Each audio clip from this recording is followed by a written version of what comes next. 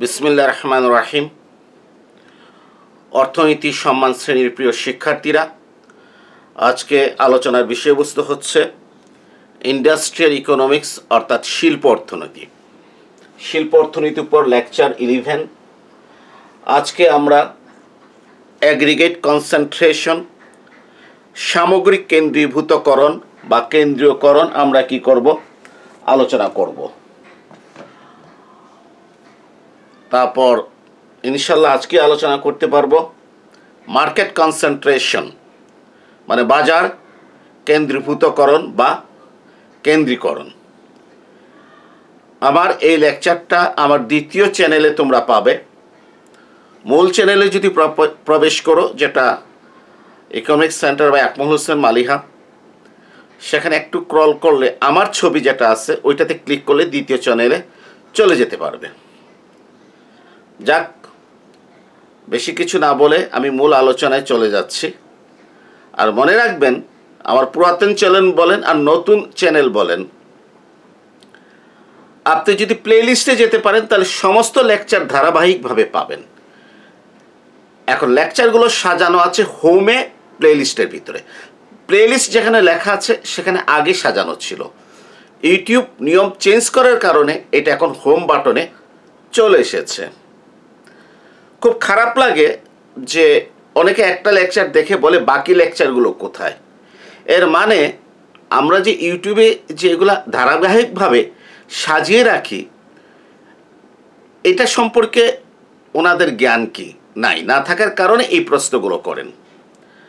আসো আজকে আলোচনা করব সামগ্রিক কেন্দ্রীভূতকরণ বা কেন্দ্রীকরণ, অ্যাগ্রিগেট কনসেন্ট্রেশন। এটা বলতে আমরা বুঝি যে পুরা অর্থনীতিতে যদি কিছু সংখ্যক ফার্মের হাতে অর্থনীতির সম্পদ অথবা নিয়োগ অথবা উৎপাদন, এগুলোর উপর যদি কিছু সংখ্যক ফার্মের নিয়ন্ত্রণ থাকে, তাহলে এটাকে আমরা বলি সামগ্রিক কেন্দ্রীভূতকরণ, অ্যাগ্রিগেট কনসেন্ট্রেশন। আবারও বলছি যে পুরো অর্থনীতিতে দেখা গিয়েছে যে নিয়োগের ক্ষেত্রে বা উৎপাদনের ক্ষেত্রে বা সম্পদ নিয়ন্ত্রণের ক্ষেত্রে কিছু সংখ্যক ফার্মের প্রভাব বিদ্যমান। অর্থাৎ কিছু সংখ্যক ফার্মের ভিতরে, কিছু সংখ্যক ফার্মের মধ্যে নিয়োগ উৎপাদন সম্পদগুলো কি হচ্ছে, কেন্দ্রীভূত। এটাকে বলা হয় সামগ্রিক কেন্দ্রীভূতকরণ, অ্যাগ্রিগেট কনসেন্ট্রেশন। প্রিয় শিক্ষার্থীরা, একটু লক্ষ্য করো, আমি আবারও বলছি, 11 নম্বর লেকচার দেখার আগে আপনাকে 10 নম্বর লেকচার দেখতে হবে। 10 নম্বর লেকচার দেখার আগে আপনাকে 9 নম্বর লেকচার দেখতে হবে। আপনি যদি ধারাবাহিকতা যদি ব্রেক করে দেখেন, আপনি আপনার জন্য সাবজেক্টটাকে কঠিন করে ফেলবেন। দেখো, জিডিপিতে শতকরা হার, জিডিপিতে শতকরা হার। জিডিপি মানে কি? জিডিপি হচ্ছে এক বছরে একটা দেশের কৃষি উৎপাদন, শিল্প খাতের উৎপাদন, সেবা খাতের উৎপাদন, অর্থাৎ বিভিন্ন সেক্টরের যে উৎপাদন, এটার হচ্ছে বাজার মূল্য দেশের অভ্যন্তরে। এই জিডিপিতে শতকরা হার 2015 সালে সবচেয়ে বড় 100টা ফার্ম, মানে আমাদের অর্থনীতির সবচেয়ে বড় 100টা ফার্ম। একটু উদাহরণ দিচ্ছি, যেমন বেক্সিমকো একটা ফার্ম আছে আমাদের, স্কয়ার হচ্ছে কি আরেকটা ফার্ম, ঠিক আছে? বেক্সিমকো, স্কয়ার, নাভানা, এই ধরনের অসংখ্য ফার্ম আমাদের আছে। সবচেয়ে বড় 100টি ফার্মের জিডিপিতে অবদান হচ্ছে কত পার্সেন্ট? 15%। বড় 100টি ফার্মের। আর সবচেয়ে বড় 200টি ফার্ম। তো সবচেয়ে বড় যখন 200টি ফার্ম বলবো, তাহলে এই 200-র ভিতরে কিন্তু এই 100টা ফার্ম রয়েছে। তাদের অবদান জিডিপিতে হচ্ছে 25%। আর সবচেয়ে বড় 500টি ফার্ম, যখন আমি 500টি ফার্ম বলবো, এই 500-র ভিতরে আগের 200 ফার্ম রয়েছে, তাদের অবদান হচ্ছে জিডিপিতে কত? 40%। তাহলে আমরা বলতে পারি যে আমাদের জিডিপি অর্থাৎ টোটাল প্রোডাকশন এটা কেন্দ্রীভূত আছে প্রায় 10%, 15% নিয়ন্ত্রণ করে বড় 100টা ফার্ম, আর 25% জিডিপি নিয়ন্ত্রণ করে 200টা ফার্ম, 40% জিডিপি নিয়ন্ত্রণ করে 500টা ফার্ম। যদি আমাদের এই 500টা ফার্ম যদি ক্ষতিগ্রস্ত হয়, কোনো কারণে যদি উৎপাদন কার্যক্রম চালাতে গিয়ে যদি তারা ব্যাহত হয়, তাহলে আমাদের জিডিপির উপর এফেক্ট আসবে কত পার্সেন্ট? 40%। তাহলে দেখা গেল যে আমাদের অর্থনীতিতে 500টা ফার্ম আমাদের টোটাল জিডিপির 40% নিয়ন্ত্রণ করে। অর্থাৎ আমাদের জিডিপি কেন্দ্রীভূত আছে এই 500টা ফার্মের কি মধ্যে। বাকি 60% জিডিপি অসংখ্য ফার্ম লাখের উপর হবে, এরা বাকি 60% নিয়ন্ত্রণ করে। আর মাত্র 500টা ফার্ম নিয়ন্ত্রণ করে কত পার্সেন্ট? 40%। এর ভিতরে প্রথম 100টা ফার্ম নিয়ন্ত্রণ করে কত? 15%। এইটাই যে সামগ্রিক কেন্দ্রীভূতকরণ। অর্থাৎ জিডিপির একটা অংশ কিছু সংখ্যক ফার্ম নিয়ন্ত্রণ করে। এই কিছু সংখ্যক ফার্মের উপরে নির্ভর করে যে দেশের কি অর্থনীতি। বিষয়টা আশা করি বুঝতে পেরেছ। এই কেন্দ্রীভূতকরণ এটা যত বেশি হবে ততই কি হবে? ওই দেশের সম্পদ বা ওই দেশের উৎপাদন সামান্য কিছু সংখ্যক ফার্ম দ্বারা কি হবে? নিয়ন্ত্রিত হবে। এইটা বোঝা যায়। যেমন আমরা এখানে বলেছি 100টি ফার্ম কন্ট্রোল করে কত? 15%।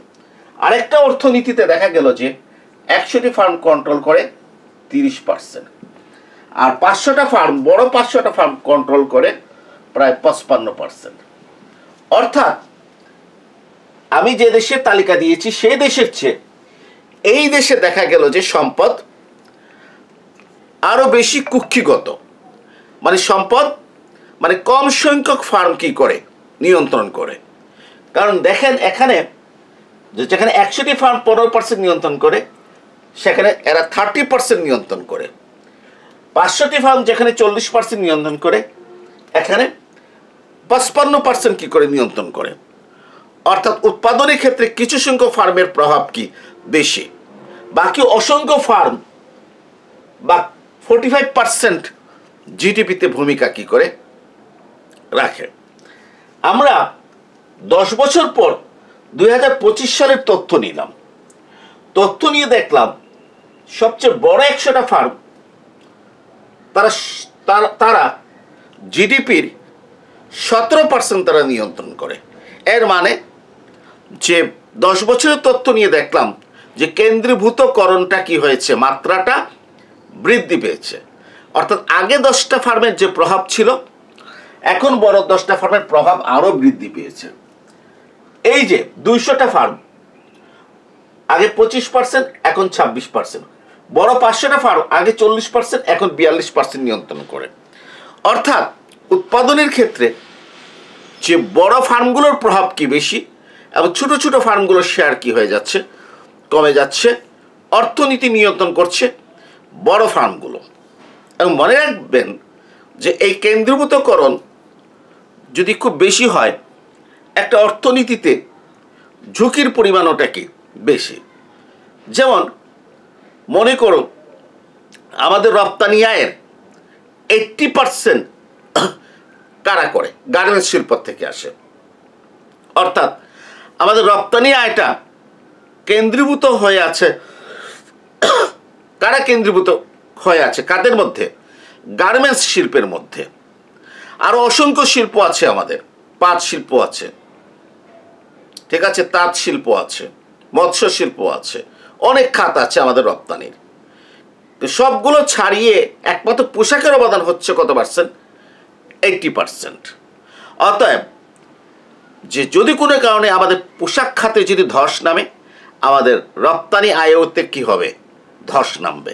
যেহেতু যে এখানে রপ্তানি আয়টা কেন্দ্রীভূত আছে পোশাক শিল্পের মধ্যে, তাহলে মনে রাখবেন যে কেন্দ্রীভূতকরণ কিন্তু অনেকটা যে পারফেক্ট কম্পিটিশন থেকে যে একচেটিয়া প্রভাবটা কী করে নির্দেশ করে। যত বেশি কেন্দ্রীভূতকরণ হবে তত বেশি একচেটিয়া প্রভাবটা কী হবে, বাড়বে। প্রিয় শিক্ষার্থীরা, আমি কেন্দ্রীভূতকরণটা আলোচনা করেছি এখানে জিডিপির প্রেক্ষাপটে। কার প্রেক্ষাপটে? জিডিপির প্রেক্ষাপটে, মানে সারা অর্থনীতির প্রেক্ষাপটে আমি সামগ্রিক কেন্দ্রীভূতকরণটা কি করেছি বা অ্যাগ্রিগেট কনসেন্ট্রেশনটা আমি আলোচনা করেছি। সামরিক অর্থনীতি ছাড়াও অ্যাগ্রিগেট কনসেন্ট্রেশন হতে পারে, ঠিক আছে? যেমন মনে করো এখানে আমি জিডিপি না ধরে যদি এখানে যদি আমি অন্য কিছু কি করতে পারি, আমি ধরতে পারি জিডিপি না ধরে আমি অন্য কিছু ধরতে পারি, সেটা কি হতে পারে সেটা বলছি। আমি শিল্পে, কোথায়? শিল্পে, আমাদের যে শিল্প উৎপাদন, কারণ আমাদের উৎপাদনের অনেকগুলো খাত আছে, কৃষি খাত আছে, শিল্প খাত আছে, সেবা খাত আছে, বাণিজ্য খাত আছে, অনেকগুলো খাত আছে। আমাদের শিল্প খাতের যে উৎপাদন, সেই উৎপাদনে আমরা বললাম যে বড় 100টা শিল্প, বড় 100টা শিল্পের অবদান হচ্ছে 15%। দেখো আগে বলেছিলাম জিডিপি, মনে করো আমাদের জিডিপি হচ্ছে মনে করো যে $50 বিলিয়ন জিডিপি। এর ভিতরে মনে করো শিল্প খাতের অবদান হচ্ছে $20 বিলিয়ন। আগের হিসাবটা ছিল $50 বিলিয়ন 15%, 25%, 40%। আর এখন হিসাবটা হবে মনে করো শিল্প খাতের অবদান হচ্ছে $20 বিলিয়ন। তাহলে $20 বিলিয়ন 15%, 25%, 40%। মনে করো এটা 15% না হয় এটা কত হতে পারে? 18%। এটা কত হতে পারে? 29%। এটা কত হতে পারে? 45%। ঠিক আছে? যে আমাদের যে মনে করো কি বলেছি, শিল্প খাতের যে উৎপাদন, এই শিল্প খাতের উৎপাদনটা সেক্ষেত্রে সবচেয়ে বড় 100টি ফার্ম নিয়ন্ত্রণ করে 18%, এরপরে 200টা নিয়ন্ত্রণ করে 29%, এরপরে সবচেয়ে বড় 500টা নিয়ন্ত্রণ করে 45%। বাকি 55% দেখা গিয়েছে যে অসংখ্য ফার্ম, হাজার হাজার ফার্ম, বাকি 55% কি করে শিল্প উৎপাদনের সাপ্লাই দেয়। তাহলে এখানেও আমরা দেখছি যে কেন্দ্রীভূতকরণ হচ্ছে। তাহলে কেন্দ্রীভূতকরণটা শুধুমাত্র যদি তুমি চিন্তা করো যে জিডিপির ভিত্তিতে না, এইটা যে শিল্প খাতের উৎপাদনের ভিত্তিতে হতে পারে, অথবা কৃষি খাতের ক্ষেত্রে মনে করো বড় 10-12টা ফার্ম কি করে কৃষি খাত নিয়ন্ত্রণ করে, সেটা যদি হয়ে থাকে তাহলে এখানেও কেন্দ্রীভূতকরণ হয়েছে আমরা কি করতে পারি, আমরা বলতে পারি। তাহলে প্রিয় শিক্ষার্থীরা, এইটা হচ্ছে আমরা আলোচনা করেছি অ্যাগ্রিগেট কনসেন্ট্রেশন। আশা করি তোমরা বুঝতে পেরেছো। আরেকটা বিষয় যে মনে করো যে আমার অ্যাগ্রিগেট যে কনসেন্ট্রেশন এটা ছিল 15 সালে 18%, 25 সালে যদি 17% হয়, তাহলে আমি বুঝবো কেন্দ্রীভূতকরণটা কি হচ্ছে, কমছে। অর্থাৎ 100টি ফার্ম আগে যে পরিমাণ নিয়ন্ত্রণ করত, এখন তাদের 1% কমেছে। অর্থাৎ ছোট ছোট ফার্মগুলোতে কি হয়ে গেল, যে প্রোডাকশন কি হয়েছে, বেড়েছে, তাদের বাজার নিয়ন্ত্রণটা, বাজার শেয়ারটা কি হচ্ছে, বৃদ্ধি পাচ্ছে। এখন আসো প্রিয় শিক্ষার্থীরা, আমরা বাজার কেন্দ্রীভূতকরণ আলোচনা করব, যেটাকে আমরা বলি মার্কেট কনসেন্ট্রেশন।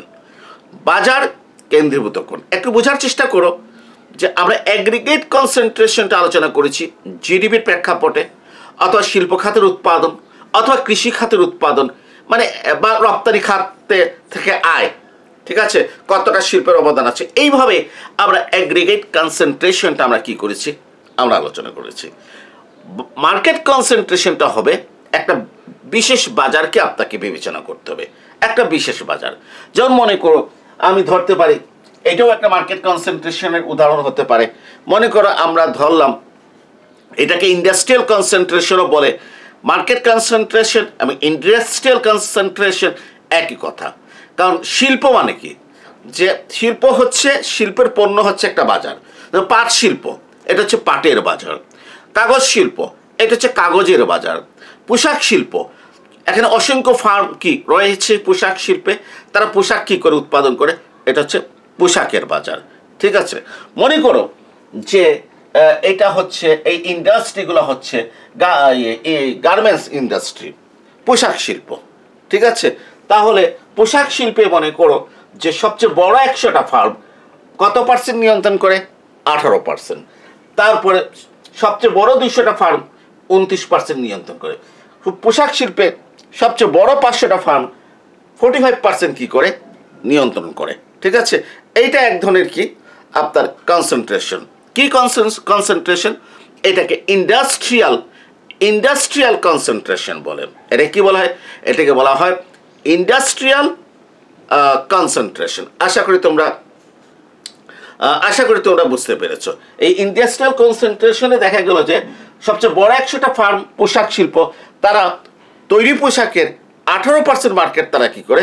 নিয়ন্ত্রণ করে। ঠিক আছে, বাকি মনে করো যে অসংখ্য ফার্ম যেগুলা কি আছে, হ্যাঁ, তারা বাকিগুলা কি হচ্ছে?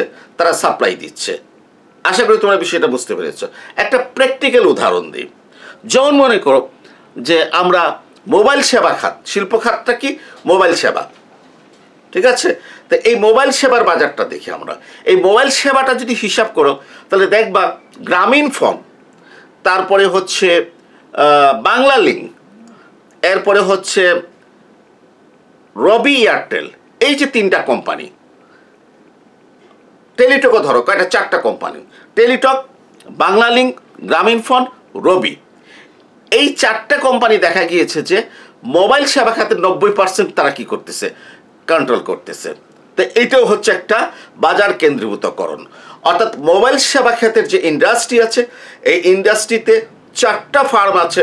4টা ফার্ম কি?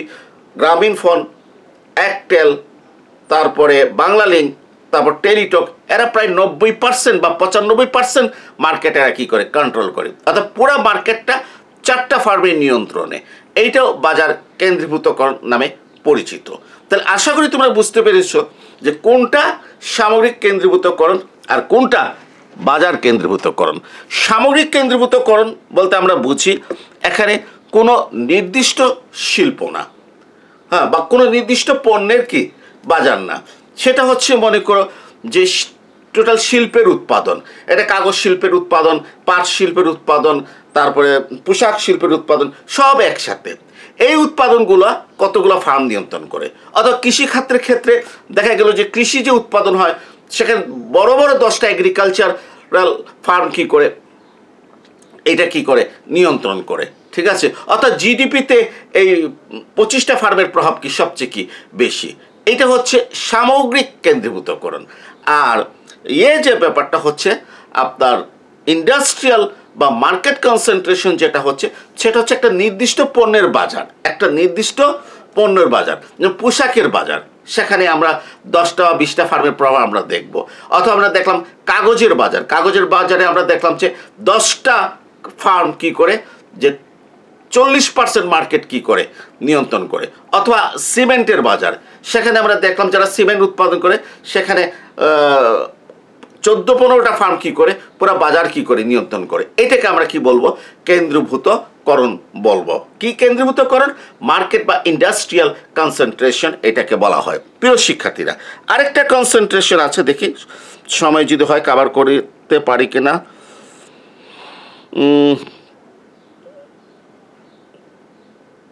আচ্ছা, শেষ করতে পারি কিন্তু। আরেকটা কনসেন্ট্রেশন আছে, সেটাকে বলা হয় গড় কেন্দ্রীভূতকরণ। কি? গড় কেন্দ্রীভূতকরণ। গড় কেন্দ্রীভূতকরণ মানে কি? এখানে কিন্তু একটু বলি, এখানে শিল্পগুলো ভিত্তিক। ধরো এ শিল্প, হ্যাঁ, এই শিল্প, সরি, এখানে শিল্প লিখবেন।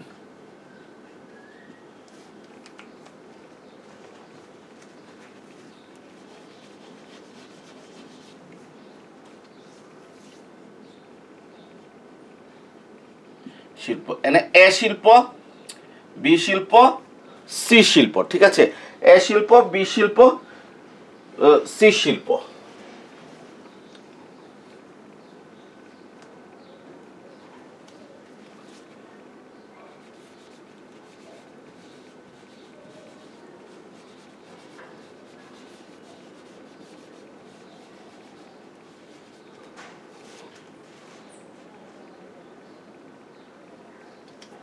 এখানে হচ্ছে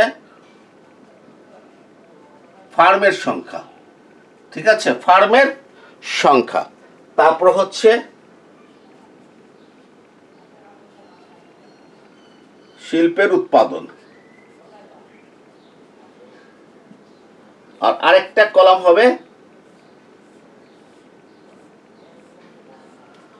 কলাম হবে, সেটা হচ্ছে কি গড় কেন্দ্রীভূতকরণ। গড়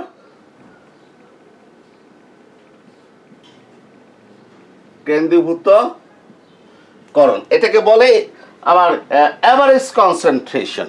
মনে করো এ ফার্মে, এ শিল্পে 10টা ফার্ম আছে, ঠিক আছে, শিল্প উৎপাদন সব আমি 100% ধরি, কত পার্সেন্ট ধরি, 100%, 100%, 100%।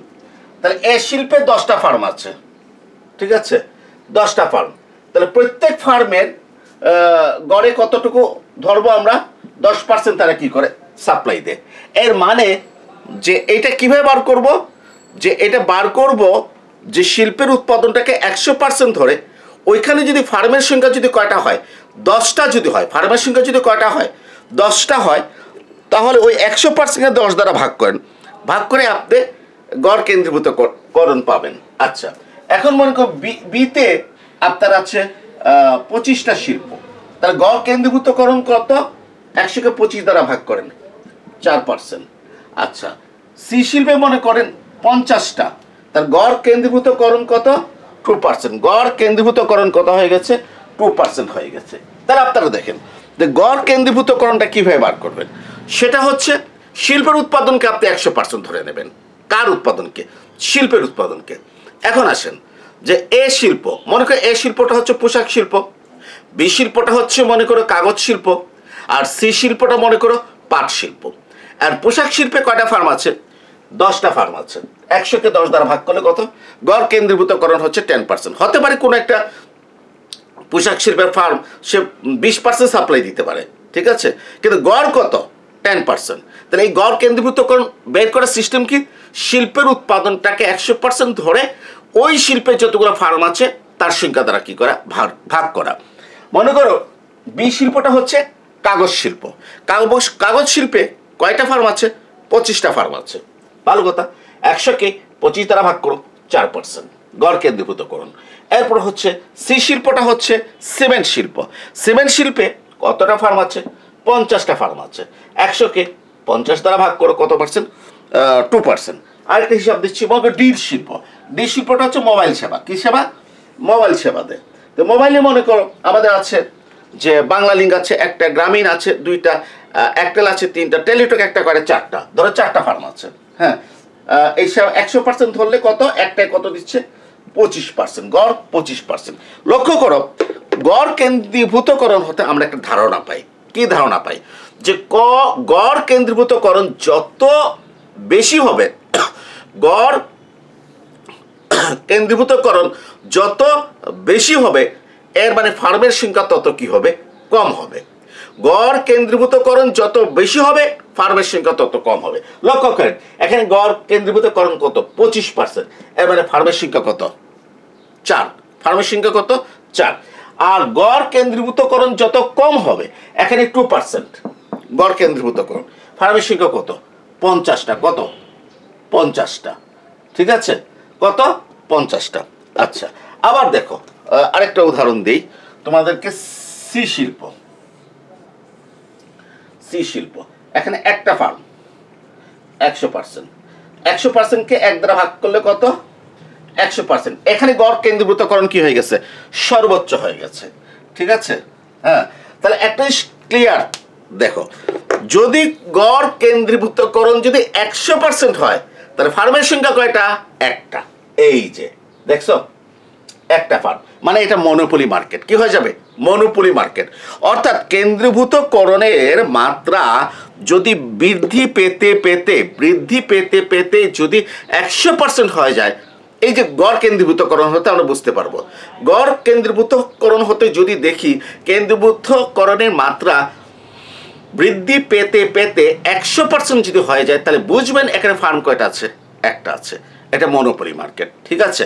তাহলে এই গড় কেন্দ্রীভূতকরণের মাত্রা যত বেশি হবে ফার্মের সংখ্যা ততই কি হবে, কম হবে। আবারও বলছি, গড় কেন্দ্রীভূতকরণের মাত্রা যতই বেশি হবে, এই যে 25% ফার্মের সংখ্যা কয়টা, 4টা, ঠিক আছে, 10% ফার্মের সংখ্যা কয়টা, 10টা, ওকে, 4% ফার্মের সংখ্যা কত, 25টা। তাহলে গড় কেন্দ্রীভূতকরণের মাত্রা যত বেশি হবে তত ফার্মের সংখ্যা কি হবে, কমবে, ফার্মের সংখ্যা কমবে। তো ফার্মের সংখ্যা যদি কমতে থাকে তাহলে এই ফার্মটা মনোপলিস্টিক কম্পিটিশন হবে, আরও কমতে থাকলে অলিগোপলি হবে, কমতে কমতে যদি 2টা ফার্মে চলে আসে ডুওপলি হবে, আর একটা ফার্মে যদি চলে আসে মনোপলি মার্কেট। আর গড় কেন্দ্রীভূতকরণের মাত্রা যত কমবে তত ফার্মের সংখ্যা বাড়বে, গড় কেন্দ্রীভূতকরণের মাত্রা যত কমবে তত ফার্মের সংখ্যা বাড়বে। এই যে সবচেয়ে কম কত, 2%, ফার্মের সংখ্যা কত, 50টা, অর্থাৎ সি শিল্পে ফার্মের সংখ্যা কয়টা, 50টা। 1% যদি হয় ফার্মের সংখ্যা কটা হবে, 100টা হবে। যদি এখানে 0.5% হতো ফার্মের সংখ্যা কত হবে, 200, কারণ 100কে 200 দ্বারা ভাগ করলে কত, 0.5%। তাহলে এইভাবে ফার্মের সংখ্যা গড় কেন্দ্রীভূতকরণ, গড় অ্যাভারেজ কনসেন্ট্রেশন, গড় কেন্দ্রীভূতকরণ যতই কম হবে ফার্মের সংখ্যা ততই বাড়তে থাকবে। বাজারটা কি হবে, প্রশ্ন তোমাদের কাছে করলাম, উত্তর হচ্ছে বাজার পূর্ণ প্রতিযোগিতা হবে। তাহলে গড় কেন্দ্রীভূতকরণ, অ্যাভারেজ কনসেন্ট্রেশনের একটা ভালো বৈশিষ্ট্য হচ্ছে যে এইটার থেকে আমরা বুঝতে পারি যে মার্কেটটা পারফেক্ট কম্পিটিশন হবে, মার্কেটটা অলিগোপলি হবে না মনোপলিস্টিক কম্পিটিশন হবে না মনোপলি হবে, এটা অ্যাভারেজ কনসেন্ট্রেশন থেকে বোঝা যায়। প্রিয় শিক্ষার্থীরা, 3টা কনসেন্ট্রেশন কি করলাম, আলোচনা করলাম। একটা হচ্ছে অ্যাগ্রিগেট কনসেন্ট্রেশন, বাংলায় সামগ্রিক কেন্দ্রীভূতকরণ বলে। একটা হচ্ছে মার্কেট অর ইন্ডাস্ট্রিয়াল কনসেন্ট্রেশন, বাজার কেন্দ্রীভূতকরণ বলে। আর একটা হচ্ছে অ্যাভারেজ কনসেন্ট্রেশন, গড় কেন্দ্রীভূতকরণ বলে। এই 3টা আমি যেভাবে উদাহরণ দিয়ে আলোচনা করেছি এটা মাথার ভিতরে রাখো, কারণ পরীক্ষাতে আসতে পারে তোমার সামগ্রিক কেন্দ্রীভূতকরণ এবং বাজার কেন্দ্রীভূতকরণের ভিতরে পার্থক্য আলোচনা করো, একটা উদাহরণ দিয়ে দিবে, পুরো নাম্বার পাবে। আসতে পারে যে বাজার কেন্দ্রীভূতকরণ এবং গড় কেন্দ্রীভূতকরণের ভিতরে পার্থক্য আলোচনা করো, একটা উদাহরণ দিয়ে আলোচনা করো, কাজ কি হয়ে যাবে। ঠিক আছে, এই 3টা বেসিক জিনিস যদি কি করে জানো, তাহলে এইটার উপর ঘুরিয়ে ফিরিয়ে যে প্রশ্নগুলো আসবে আশা করি এই প্রশ্নের উত্তরগুলো তোমরা কি করতে পারবে, দিতে পারবে। আরও কম সময়ের ভিতরে আরেকটা লেকচার নিয়ে আসবো। তোমরা সবাই ভালো থেকো, সবাইকে ধন্যবাদ।